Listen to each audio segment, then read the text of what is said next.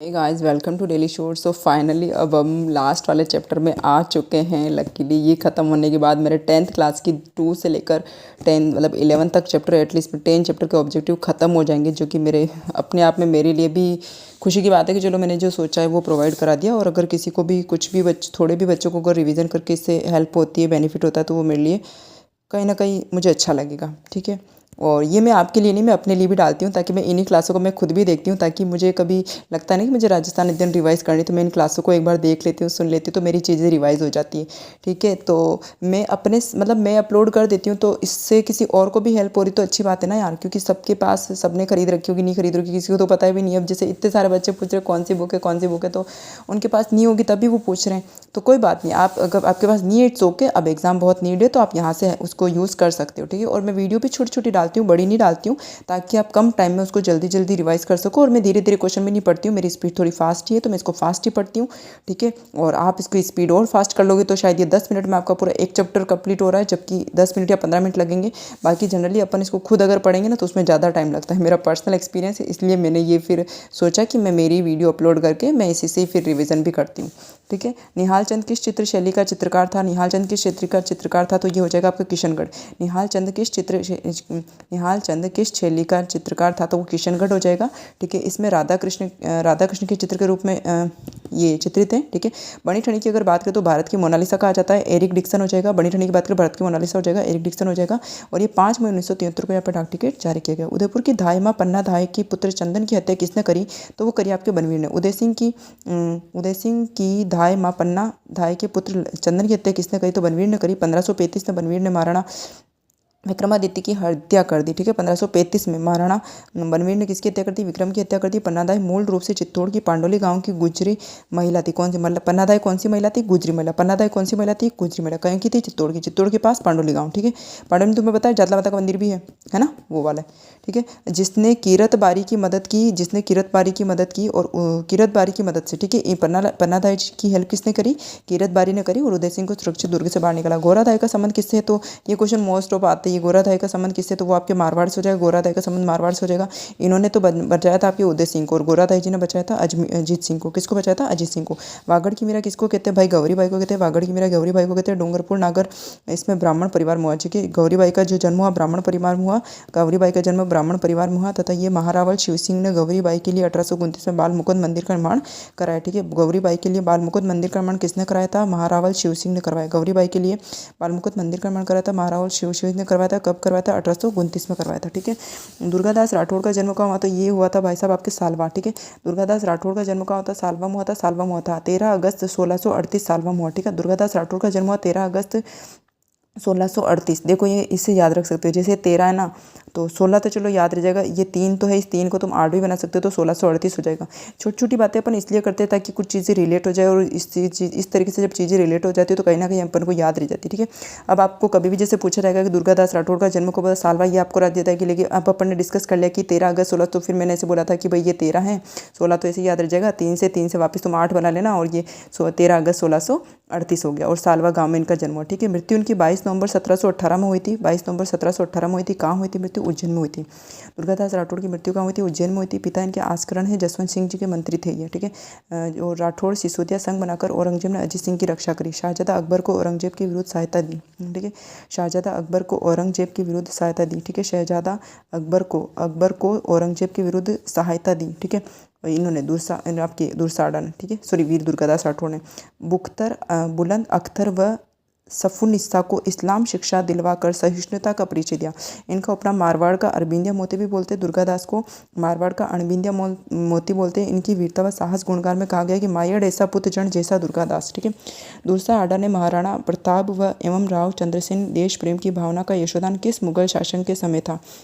मोटा मोटा आपको ये बताना है कि दुर्सा आडा ने महाराणा प्रताप एवं रामचंद्र सेन के देश प्रेम की भावना का यशोगान किस मुगल शासक के समय था? तो अकबर के समय। किस शासक के समय था? अकबर के समय। दुर्सा आडा की जो रचनाएं, अच्छा ये वो अपन ने जो उधर पढ़ा था ना लास्ट क्लास में, वो दुर्सा आडा की, वो इसी व्यक्तित्व वाले चैप्टर के ही इंपॉर्टेंट क्वेश्चन थे। दुर्सा आडा ने महाराणा प्रताप एवं रामचंद्र सेन के देश प्रेम की भावना का यशोगान किस मुगल शासक के समय किया था? तो अकबर के समय। इनकी रचनाएं हैं विरुद्ध छत्री हो गई, किरतार बावनी हो गई, वीरमदेव सोलंकी हो गई। विरुद्ध छत्री हो गई, किरतार बावनी होगी, विरमदेव सोलंकी का दूल्हा हो गया। आपके बीकानेर रे राठौड़ारी ख्यात किसकी है, तो ये अभी अपन ने पढ़ा था किसकी है, दयालदास की। बीकानेर रे राठौड़ारी ख्यात रचना किसकी, तो ये दयालदास की हो जाएगी।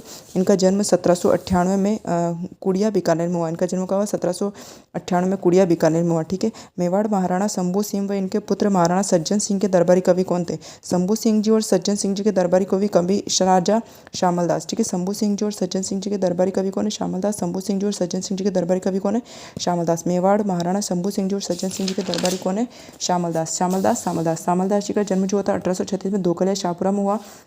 श्यामल दास जी का जन्म 1836 में धोकलिया शाहपुरा में है। इनको केसरी हिंद और कविराजा की उपाधि दी गई है। कविराजा की उपाधि सज्जन सिंह जी दी थी, ये अपन ने पढ़ा था। ठीक है। और भारतीय प्राचीन लिपिमाला नामक ग्रंथ की रचना, ये सबको है, बहुत कॉमन क्वेश्चन है। गौरीशंकर हीराचंद ओझा हो जाएगा। लिपिमाला नामक ग्रंथ की रचना गौरीशंकर हीराचंद ओझा ने करी। इनका जन्म गौरीशंकर हीराचंद ओझा का जन्म रोहिड़ा सिरोही 1863 में हुआ। अंग्रेजों ने इन्हें महामहोपाध्याय व राय बहादुर की उपाधि दी। ठीक है। अंग्रेजों ने इन्हें महामहोपाध्याय तथा राय बहादुर की उपाधि दी। इनकी अन्य पुस्तकों में राजपूतों का इतिहास, नागरी अंक और अक्षर आदि प्रमुख है। ठीक है। इनकी राजपूत का इतिहास, नागरी अंक और अक्षर इनकी प्रमुख रचनाएं हैं। ठीक है। और टोड की पुस्तक annals and antiquities of Rajasthan का हिंदी अनुवाद भी इन्होंने किया। ठीक है। एनाल्स एंड एंटिक्विटीज की हिंदी अनुवाद भी इन्होंने किया। मांड गायिका गौरी देवी का जन्म कहाँ हुआ था, ये हुआ आपके जोधपुर में। मांड गायिका गौरी देवी का जन्म हुआ आपके जोधपुर में। जन्म इनका 1920 में जोधपुर में हुआ। इनके माता पिता बीकानेर दरबार के संगीत प्रतिभाएं थी। इनके माता पिता कौन थे, आपके बीकानेर दरबार की संगीत प्रतिमाएं थी तथा इनको मांड गायकी पर सुंदर प्रस्तुति दी। भारत महोत्सव में इन्होंने मांड गायकी की सुंदर प्रस्तुति दी। श्री गंगानगर जिले में रायसिंह नगर में जन्मे बिरबल सिंह की अंग्रेजों ने गोली मारकर हत्या कब करी, ध्यान से सुनना। रायसिंह नगर में कौन जन्मे, बिरबल। ठीक है। रायसिंह नगर में कौन जन्मे, बिरबल। रायसिंह नगर किस में आता है, श्री गंगानगर जिले में। तो बिरबल की जो अंग्रेजों ने गोली मारकर हत्या करी वो कौन से सन में करी, तो ये करी 1946। कब करी, 1946, 1 जुलाई 1946 में करी थी। ठीक है। और कन्हैयालाल सेठिया का जन्म कहाँ होता है, मंडोर जोधपुर। इंपॉर्टेंट याद रख लेना। कन्हैयालाल सेठिया का जन्म कहाँ था, आपके मंडोर जोधपुर में। रावण का ससुराल है ना मंडोर जोधपुर। ठीक है। और वहाँ पर वो 36 करोड़ देवी देवताओं की भी वो क्या बोलते हैं उसको, मुझे भी याद नहीं आ रहा, 36 करोड़ देवी देवता की छत्रिया या ऐसा कुछ वो है ना, वो है यहाँ पे। धरती धोरारी और पाथल व पीतल की रचयिता। ठीक है। कन्हैयालाल सेठिया का धरती धोरारी क्या है, ये धरती धोरारी पाथल व पीतल की रचयिता। ठीक है। कन्हैयालाल सेठिया का जन्म 11 सितंबर 1919 को सुजानगढ़ चूरू में हुआ। आपको ये पूछा जा सकता है कि कन्हैयालाल सेठिया जो है उनका जन्म कहाँ हुआ। ठीक है। तो कन्हैयालाल सेठिया का जन्म 11 सितंबर 1919 सुजानगढ़ चूरू में हुआ। ये क्या बात हुई, इधर तो ये कह रहा कन्हैयालाल सेठिया का जन्म, अच्छा okay okay okay okay listen, ये यहाँ पर है ना, इसको ध्यान, ये यहाँ पे क्या गलत टिक किया हुआ है, ये बाय मिस्टेक हो गया। यहाँ पर ध्यान रखना, कन्हैयालाल सेठिया का जन्म हुआ आपके सुजानगढ़ चूरू में। ठीक है। इसका आंसर ये होगा, ये नहीं होगा। ठीक है। इसको क्रॉस कर देना, ये है ही नहीं, भूल जाओ इसको। कन्हैयालाल सेठिया का जन्म कहाँ हुआ, सुजानगढ़ चूरू में। कहाँ हुआ था, सुजानगढ़ चूरू में। तो इनका जो जन्म है वो 11 सितंबर 1919 को सुजानगढ़ चूरू में हुआ। पहला काव्य संग्रह इनका वनफूल। पहला काव्य संग्रह क्या है इनका, वनफूल। पहला काव्य संग्रह वनफूल। और सर्वाधिक प्रसिद्ध कविता इनकी धरती धोरारी और पाथल व पीतल। सर्वाधिक प्रसिद्ध कविता इनकी धरती धोरारी पाथल व पीतल। राजद्रोह का आरोप अग्निवीणा रचना पर, राजद्रोह का आरोप अग्निवीणा रचना पर सूर्यमल मिश्रण पुरस्कार आपका शबद रचना के लिए मिला 1987 में। सूर्यमल मिश्रण पुरस्कार शबद रचना पर मिला 1987 में। सूर्यमल मिश्रण पुरस्कार आपके शबद रचना के लिए मिला 1987 में। सूर्यमल मिश्रण पुरस्कार शबद रचना के लिए मिला 1987 में। मूर्ति देवी पुरस्कार आपके निग्रंथ के लिए मिला 1988 में। मूर्ति देवी पुरस्कार आपके निग्रंथ के लिए मिला 1988 में। मूर्ति देवी पुरस्कार निग्रंथ के लिए मिला 1988 में। राजस्थान रत्न पुरस्कार 2012 मिला। राजस्थान रत्न पुरस्कार 2012 मिला। राजस्थान रत्न पुरस्कार 2012 मिला। इनकी रचना पाथल और पीतल में पाथल महाराणा प्रताप व पीतल पृथ्वीराज राठौड़ के लिए कहा गया। विजयदान देता के बारे में सत्यकथन, इनका नाम विजय था, एकदम सही है। इनको 2007 में पद्मश्री मिला। 2012 में राजस्थान रत्न से सम्मानित किया गया। इनको 1947 में केंद्रीय साहित्य अकादमी पुरस्कार एवं 1992 में भारतीय भाषा परिषद से सम्मानित किया गया। तीनों ही कथन आपके सही है। ठीक है। देखो क्या ध्यान रखोगे, विजयदान देता के बारे में विजय तो याद रखोगे, 2007 में पद्मश्री और 2012 में रत्न भारतीय मतलब राजस्थान रत्न। ठीक है। 2007 में तो पद्म हो गए, पद्मश्री हो गए, 2012 में राजस्थान रत्न हो गए। ठीक है। 2007 में तो पद्मश्री हो गए, 2012 में राजस्थान रत्न हो गए। 1974 में केंद्रीय साहित्य अकादमी पुरस्कार हो गया। 1974 में केंद्रीय साहित्य अकादमी पुरस्कार हो गया। 1974 में केंद्रीय साहित्य अकादमी पुरस्कार हो गया। और 1992 में भारतीय भाषा परिषद से सम्मानित। 1992 में भारतीय भाषा परिषद से सम्मानित। विजयदान देता का जन्म 1 सितंबर 1926 को हुआ। हुआ, ठीक है। विजयदान देखो, विजयदान देता का जन्म तो 1 सितंबर को हुआ, कन्हैयालाल जी का जन्म 11 सितंबर को हुआ। विजयदान देता का जन्म 1 सितंबर 1956 को बोरुंदा जोधपुर में हुआ, ठीक है। विजयदान देता का जन्म 1 सितंबर 1926 को बोरुंदा जोधपुर में। रूपायण संस्थान बोरुंदा के ये सह संस्थापक भी रह चुके, ठीक है। रूपायण संस्थान बोरुंदा के क्या रह चुके, सह संस्थापक रह चुके। 2002 में इनको बिहारी पुरस्कार मिला। देखो कितने सारे पुरस्कार मिले, 7 में तो पद्मश्री हो गए, 12 में राजस्थान रत्न हो गए, 1947 में केंद्रीय साहित्य अकेडमी से पुरस्कार मिल गया, 92 में भारतीय भाषा परिषद हो गए, 2002 में बिहारी हो गए और 2006 में साहित्य चूड़ामणि से पुरस्कार मिला, ठीक है। 2002 में बिहारी पुरस्कार, 2006 में आपके साहित्य चूड़ामणि पुरस्कार। लोक कथा दुविधा पर पहले मणि, ये क्वेश्चन भी आया हुआ एग्जाम में। लोक कथा दुविधा पर पहले मणि कौशल ने दुविधा फिल्म के बारे में अमोल पालेकर ने पहली फिल्म बनाई। मान गायिका अल्लाह जिलालबाई का जन्म कहाँ हुआ, तो ये हुआ बीकानेर में।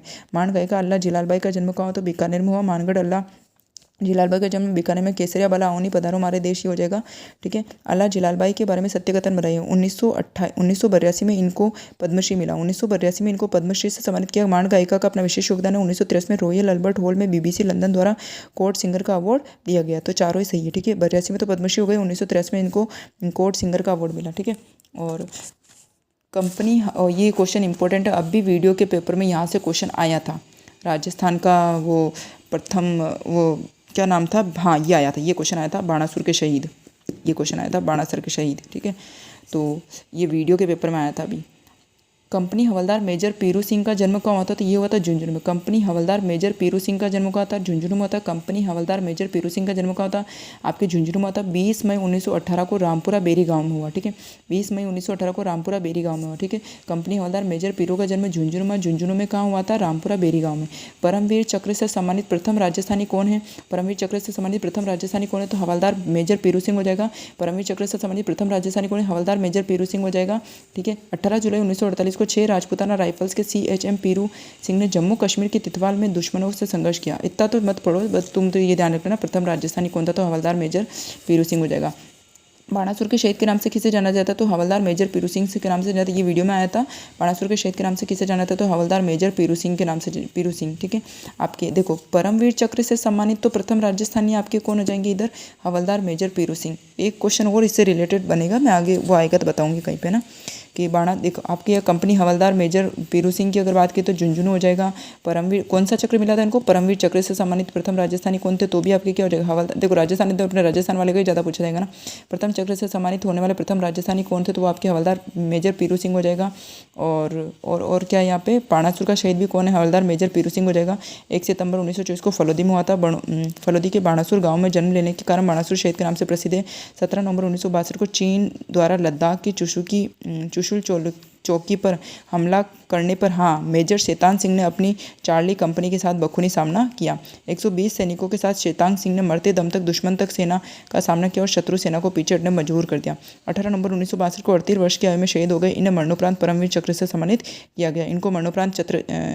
इसको मरणोपरांत परमवीर चक्र से सम्मानित किया गया। स्वामी केशवानंद का जन्म कहाँ हुआ था, ये हुआ था आपके सीकर में। ये क्वेश्चन आया हुआ है, आई थिंक ये पुलिस कांस्टेबल में ही आया हुआ है कि स्वामी केशवानंद का जन्म कहाँ हुआ था, ये हुआ मंगलूणा गांव सीकर में, ठीक है। स्वामी केशवानंद का जन्म कहाँ था, मंगलूणा गांव सीकर में। कि स्वामी केशवानंद का जन्म कहाँ था, मंगलूणा गांव सीकर में 1883 में। स्वामी केशवानंद का जन्म कहाँ था, मंगलूणा सीकर में 1883 में। इनके बचपन का नाम बीरमा था, पिता इनके चौधरी ठाकर सिंह थे। स्वामी केशवानंद ने कब संग्रिया में जाट विद्यालय का संचालन संभाला और मिडिल स्तर से महाविद्यालय स्तर पर पहुंचा, तो ये पहुंचा आपके 1932। स्वामी केशवानंद ने कब संग्रिया में जाट विद्यालय का संचालन संभाला और मिडिल स्तर से महाविद्यालय स्तर तक पहुंचा था 1932 में, ठीक है। अब इधर आ जाओ, ये गांधी जी से प्रभावित थे। कौन थे गांधी जी से प्रभावित, जो आपके स्वामी केशवानंद जी थे वो गांधी जी से प्रभावित थे। 1921 से 1931 तक उन्होंने स्वतंत्रता आंदोलन में भाग लिया। 1944 से 1956 तक उन्होंने रेगिस्तानी क्षेत्र में 300 पाठशालाएं खुलवाई, इसलिए इन्हें शिक्षा संत भी कहा जाता है केशवानंद को, ठीक है। 1944 से 1956 में उन्होंने बीकानेर के रेगिस्तानी इलाकों में 300 पाठशालाएं खुलवाई और इन्होंने वाचनालय तथा पुस्तकालय स्थापित किए। पुस्तकालय स्थापित किए। राजस्थान के शिक्षा संत के नाम से प्रसिद्ध है। संत कुशल दास को अपना गुरु बनाया। संत पंजाब के उदासी संत कुशल दास को अपना गुरु बनाया। पंजाब के संत कुशल दास को अपना गुरु बनाया तथा उन्हें वो केशवानंद नाम कुशल दास जी ने दिया। इनको केशवानंद नाम कुशल दास जी ने दिया, ठीक है, नाम। और हीरानंद डाक टिकट हीरानंद द्वारा दिया गया, ठीक है, अवधूत हीरानंद द्वारा दिया गया। पंजाब की उदासी संत कुशाल दास को अपना गुरु बनाए, इनका नाम केशवानंद अवधूत आपके केशवानंद जो ये आपके हीरानंद द्वारा दिया गया। किसके द्वारा दिया गया? हीरानंद द्वारा दिया गया। 1999 में 3 रुपये का डाक टिकट इस पर जारी हुआ। पत्रकारिता के भीष्म पितामह पंडित जाबरमाल शर्मा का जन्म कहाँ हुआ? ये हुआ आपके जसरापुर में।